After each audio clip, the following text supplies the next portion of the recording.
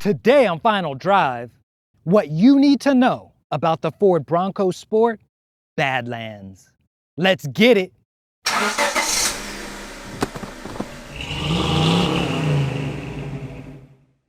Rise from your grave.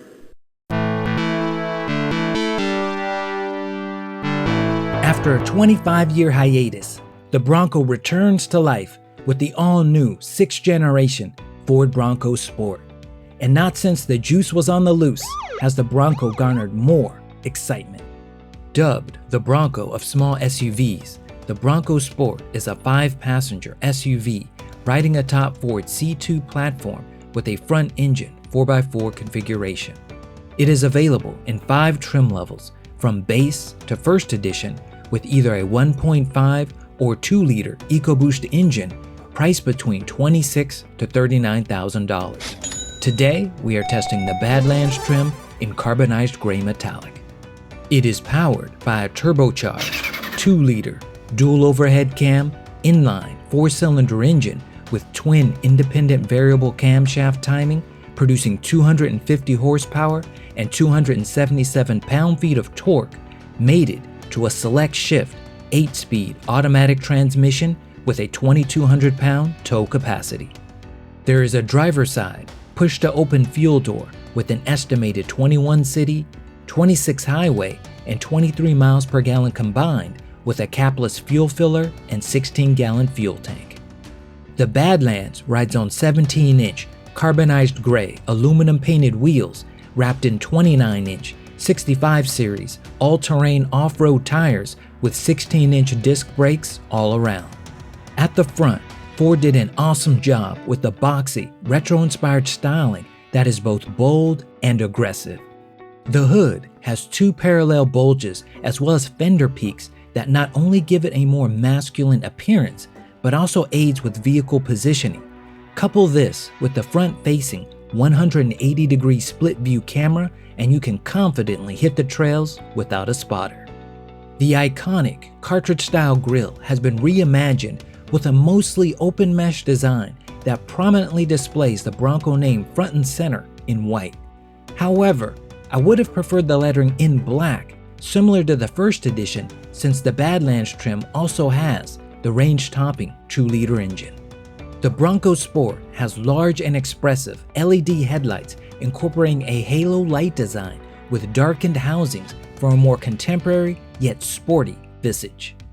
Unpainted for added durability and off-road toughness, the lower bumper cover includes active grille shutters, a pair of frame-mounted tow hooks, some of the smallest fog lights I've ever seen on an SUV, and of course, the infamous bumper side markers. Why? Furthermore, the Badlands trim has several steel bash plates to protect its undercarriage, as well as the ability to wade through up to 23.6 inches of water. Under the bonnet, the Bronco Sport has a hood insulator with an attached hood prop instead of struts, which should be commonplace on a $32,000 SUV, a Badlands crest resembling a refrigerator magnet, unpainted side mirrors and rocker panels, a pair of roof rails alongside a tilt-slide power moonroof, a satellite radio antenna, a shadow black safari-style roof with privacy glass on the rear side, quarter, and lift gate, and a dual exit exhaust that sounds less than sporty. But what the Bronco Sport lacks in sound, it makes up for in coolness, like the trick hood release system that removes the secondary latch. Pull the hood release lever once to release the hood, and then again to unlatch it. Now you can lift the hood without the hassle of a latch. But what's really cool are the plethora of hidden Easter eggs, like the bucking Bronco in the headlights, the wagon, SUV, and Roadster Broncos above the fuel door, and a mini Bronco on the inside of the flip glass rear window. Ford, I'm feeling you! I'm feeling you! Moving to the interior, the Bronco Sport's cabin has a simple yet rugged design with an upright dash, angular air vents, tablet-style display, and multiple storage areas.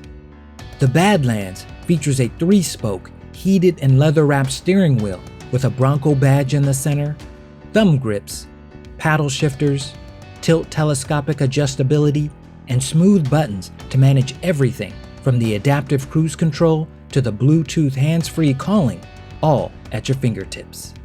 The instrument cluster has an analog digital layout with a tachometer and temperature meters on the left, speedometer and fuel meters on the right, and a horizontal 6.5-inch digital display in the center where you can monitor and adjust a variety of vehicle settings, including a calm screen.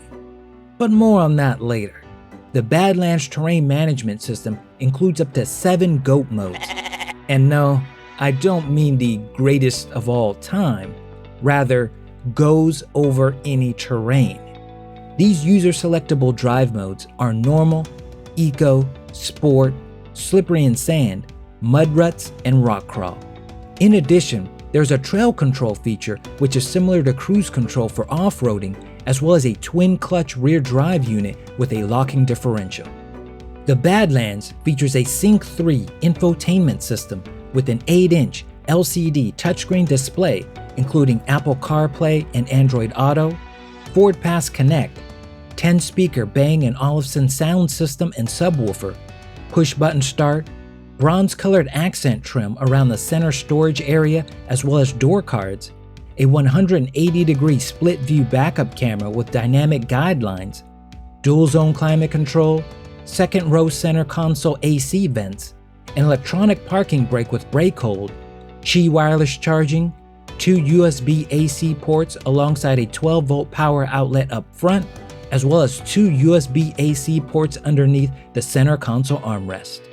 The Badlands comes equipped with toasty, heated front seats covered in a two-tone ebony and roast color leather, along with contrast stitching, mild side and hip bolsters, and a Bronco branded between the shoulders.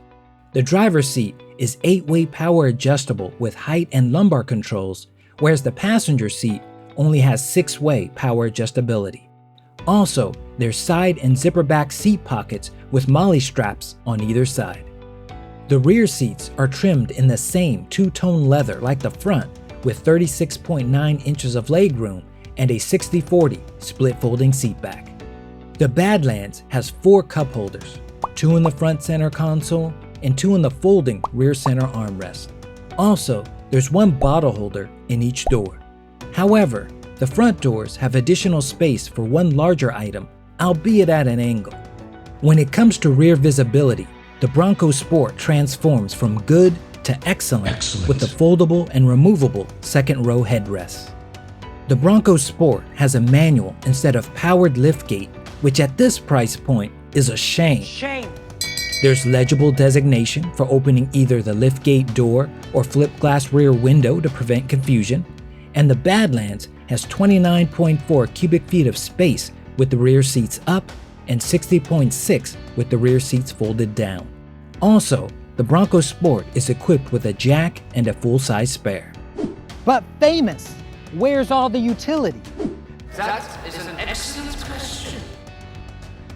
The liftgate has a pair of adjustable LED flood lamps, both 12 and 110 volt power outlets alongside hanger hooks in the cargo area, a built-in bottle opener, another 110 volt power outlet behind the rear center console, an underseat storage bin in the second row, washable rubber flooring throughout the cabin and cargo area, as well as silicone sealed control switches that should make post-adventure cleanups quick and efficient. However, all this utility sacrifices refinement, as the leather on the steering wheel is far from luxurious and the various user controls feel budget-oriented at best. As far as safety, the Bronco Sport is equipped with several airbags, including driver knee and side curtain airbags, a rollover sensor, and Ford's Co-Pilot 360, which is a suite of driver-assisted safety features looking out for you. Driving the Bronco Sport is exactly what you would expect from a modern-day SUV. It's quite good. So good, it feels like you're driving a car, other than that you're sitting much higher off the ground. In fact, the Badlands has 8.8 inches of ground clearance compared to the lower trim levels. The seats are extremely comfortable with minimal bolstering which should make getting in and out of them relatively easy and should suit most body types. The steering is light and effortless, which makes for easy maneuvering. The suspension consists of an independent front and rear setup, which has been upgraded on the Badlands to make the off-road experience much quieter and less jarring. However, I did find on some city streets it to be a little stiff, which translates to a bumpier ride, but that shouldn't be a problem for your average driver. When it comes to the transmission, it doesn't get any easier than this gear selector because there's no buttons or levers to pull unless you want to go into manual mode, where then you press this M button and then you can use the steering wheel paddle shifters. Also, when you consider the fact that the Bronco Sport uses a traditional automatic transmission instead of a CVT, there's none of that nonsense with the rubber banding effect or lag or fake shifts. The shifts feel quick and responsive, and they work great with the EcoBoost engine. When it comes to visibility, the C-pillars are quite large, so they do obstruct your lateral view. However, thanks to the blind spot monitoring system, this greatly alleviates that concern, but you're definitely gonna have to trust in your tech. One of the things I find odd about the Bronco Sport was something that they included called the calm screen. What exactly is a calm screen? Well, for those of you that are easily flustered with too many icons on your gauge cluster or your infotainment display, there's now a feature where you can reduce that clutter with just the date and time, or maybe the radio station, or even completely off. Now, I was bewildered as to why they would include this, but then I thought, Ford put the windshield wipers beneath the hood, which doesn't make for easy wiper changes. The OK button has so much resistance that you need to be Superman just to activate it. And there's no option to permanently disable the start-stop engine feature without having to turn it off every single time I start the engine. Come on, Ford, are you kidding me? Now where's that calm screen? So there you have it. That's what you need to know about the all-new 2021 Ford Bronco Sport Badlands. But what do you think? Greatest of all time? Or will the driver return on foot? Let us know in the comments below. And special thanks to Kenji for supporting us on Patreon. If you would like to power up your support, consider joining us on Patreon or Subscribestar, in addition to our merch store for all your Final Drive swag. All links are in the description below. So don't forget to smash that like button, subscribe for more reviews, and remember, you can't spell famous without AMOS. Perfect. Peace out.